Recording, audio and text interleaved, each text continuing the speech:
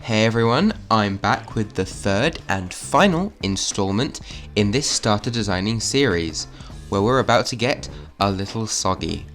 In the past 2 episodes, I spent my time designing a grass frog starter and a fire macaw starter, and it is positively vital that you go back and check out those 2 videos, so you can see the full set of starters in action when we're done today.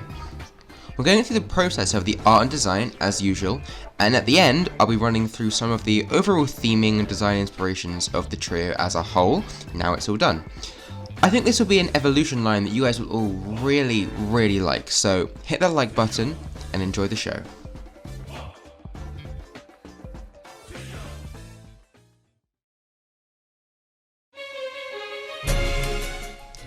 Water types are certainly my favourites in Pokemon. It just happens that a sizable percentage of my favourite Pokemon all stem from this one type for some reason. From Cramorant to Golisopod, from Inteleon to Politoed, I had to do my favourite type justice, and while I didn't include as much wish fulfillment as I did with my grass type starter, I knew the water starter would be a great one.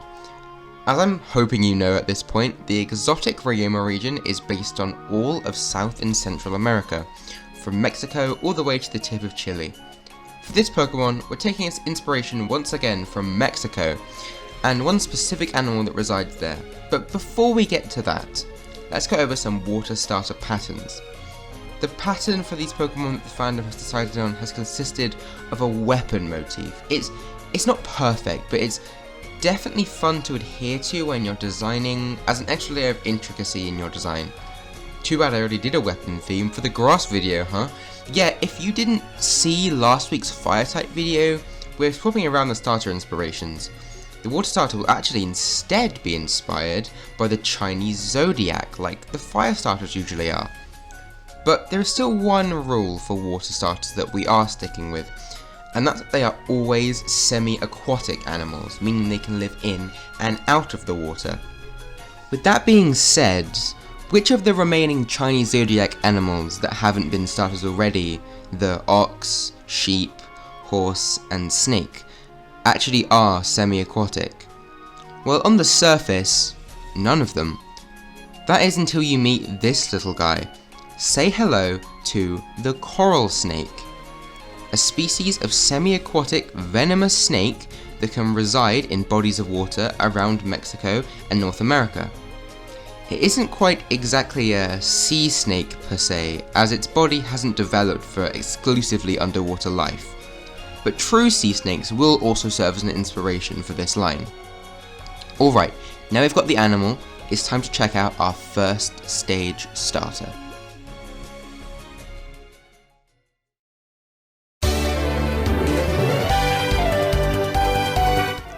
So far, we've had our serious and cool starters, so by the laws of Gen 5 starter personalities, it's time for a funny starter. I wanted to create the vibe of a prankster, someone who causes trouble for the other inhabitants of Ryoma's reefs. I was set on a mischievous flicking tongue, but I wasn't quite sure how I wanted the overall face to look. The head shape was fine, but the eye design was difficult, as I wasn't quite sure how cartoony or realistic to make it look, considering I wanted the circular head shape while still making it look snake-like. Here, the secondary inspiration of this Pokemon will also come into effect. The frill around the neck of this Pokemon is fish-like and makes it seem aquatic, but also seeks to emulate the draped clothes of choir boys. This look is completed by the bubble scarf, which is in place of one of their collars. I wanted to reference religion within this base form, while still fitting the childish first stage starter nature of this Pokemon. A choir boy isn't perfect, as it mostly won't relate to the religious inspirations of the evolutions, as they're quite different, but it fits well enough to subtly demonstrate some cohesion in this line's theme. You'll understand once we get to the next evolution.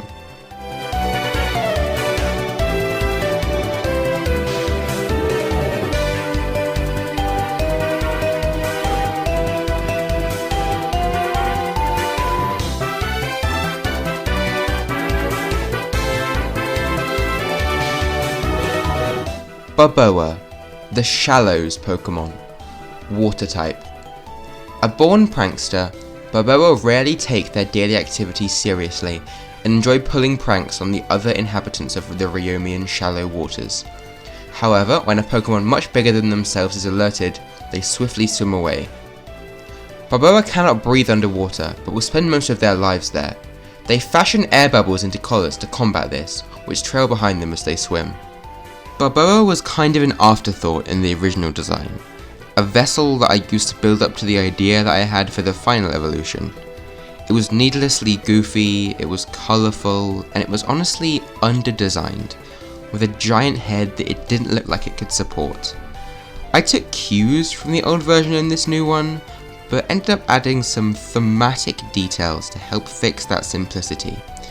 I think it turned out well, and it was quite the glow up for the worst of my original starters.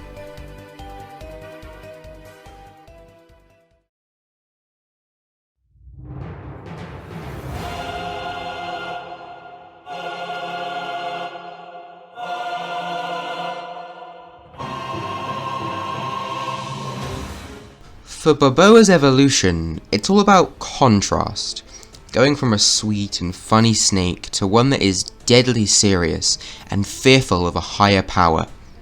The true inspiration for this line is that of religion in Aztec culture, and for this Pokemon specifically, it will be an Aztec priest. Famous for their human and animal sacrifices, Aztec priests attempted to repay their debt to the gods with the lives of others. This materialized in the form of a serious Pokemon, who has a devout faith and appreciation for legendary Pokemon.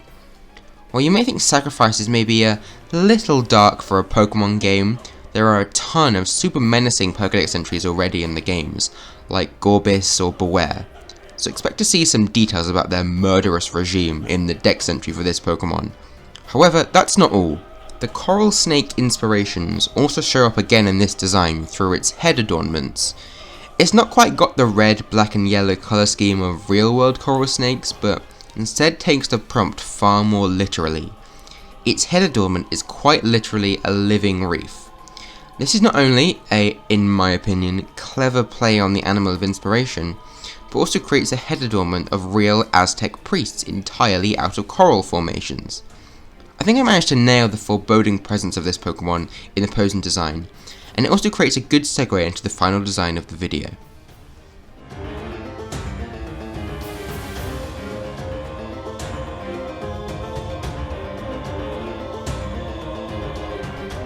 Riptidal, the Sacrifice Pokemon, Water type. Growing out of its childish phase, Riptidal give off a commanding presence that is often seen as more bossy than respectable. They command communions of Balboa who aren't fierce enough to fight back. Fearful of legendary Pokemon and their extreme power, Riptidal makes sure they are appeased through sacrifices of smaller Pokemon. They often confuse which Pokemon are legendary, however. I actually quite liked the original version of Riptidal, but I wasn't a fan of its name. Vipery fell into the typical uninspired trap of smashing together two words connected by one letter, and I find Riptidal is far more clever. It combines the words riptide, tidal, reptile, and rip, which it will do as it carries out its sacrifices. The actual original design wasn't perfect, however, so I found that I managed to exemplify the most important traits of the Pokemon well here. It's definitely still an improvement. Okay, now for the moment you've been waiting for, the third stage final starter. Let's go.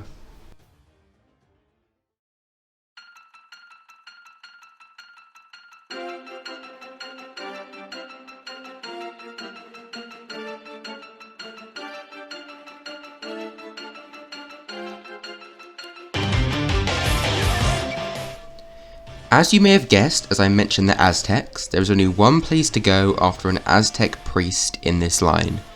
An Aztec god. And of course, an Aztec-inspired snake starter would become the most famous god of them all, the Quetzalcoatl.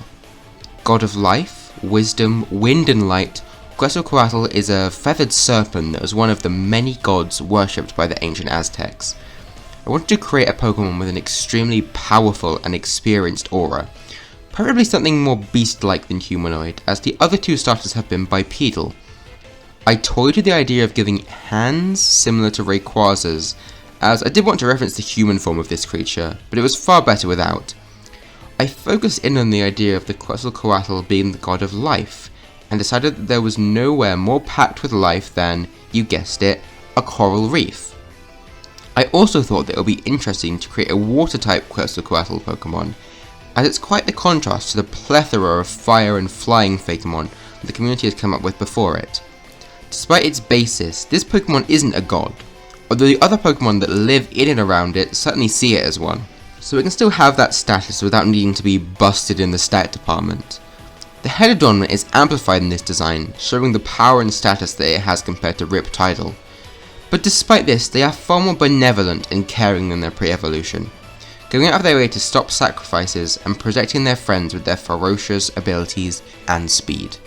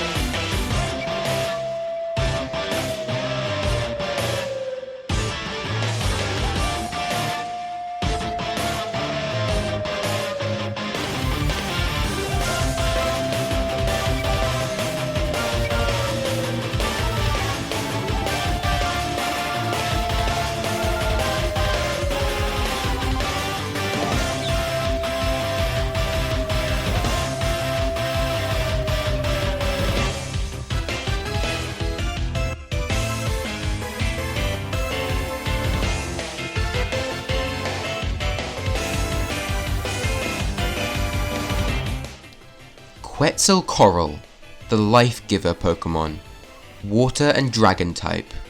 Considered a god among Pokemon, Quetzalcoatl provide for the Pokemon of the ocean by being a living habitat.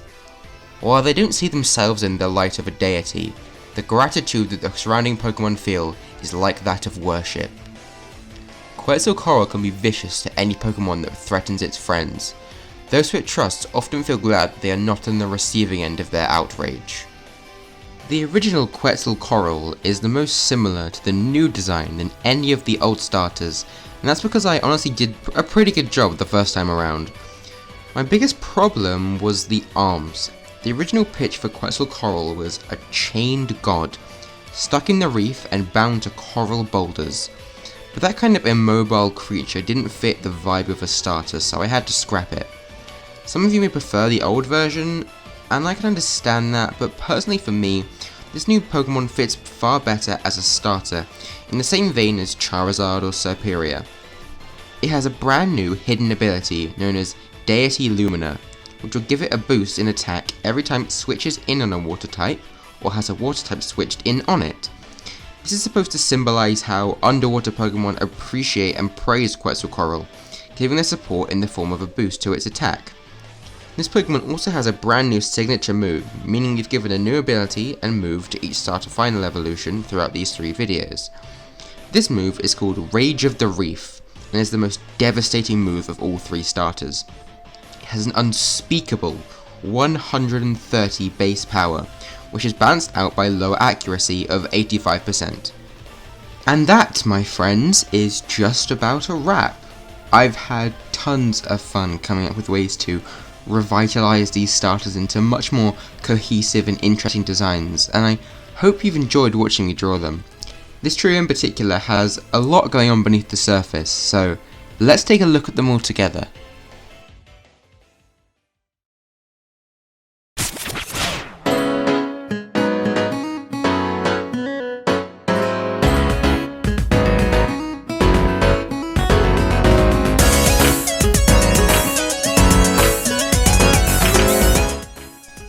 Here they are. Say hello to your trio of fully evolved Ryomian starters. Their themes are now fully developed and they've blossomed into their best selves. We've got a Mexican vaquero vigilante, a samba carnival dancer, and a Mesoamerican god. More recently, starters have had themes which they make up as a trio. People will convince you otherwise, but this trend didn't actually start until Gen 5, where the starters were all based on different empires: Japanese, Chinese, and French.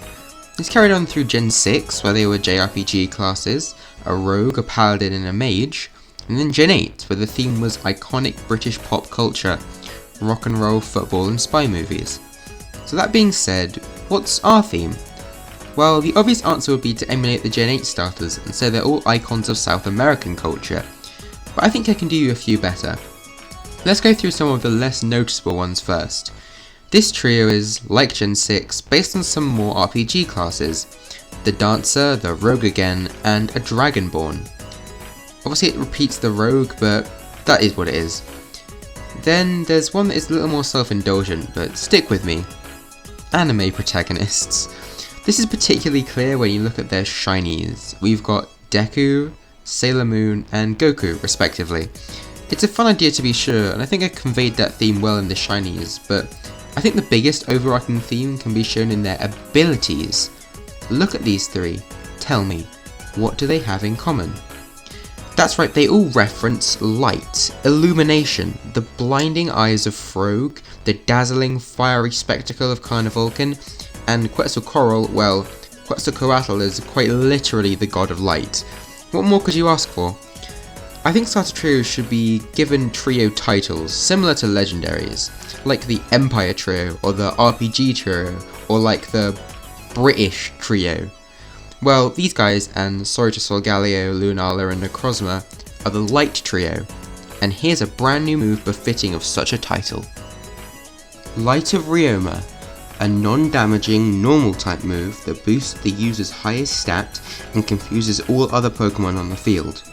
The starters all learn this move at the same level, probably a pretty high level too. It's really powerful, but it's not too accurate, so it kind of balances out. Well, I hope you've enjoyed this journey through the Ryoma region so far, but it doesn't have to end there. Let me know in the comments if you'd like to see more Ryoma region content from me, and, more importantly, who would you choose as your starter to travel with you through Ryoma? I would absolutely love to know that, so let me know. Make sure to subscribe if you want to see more from me, and leave a like if you enjoyed seeing the starters complete. I have no idea what's next, so leave your suggestions for the next video alongside your starter choice. Alright, ciao for now everyone, and I'll see you in the next one. Goodbye.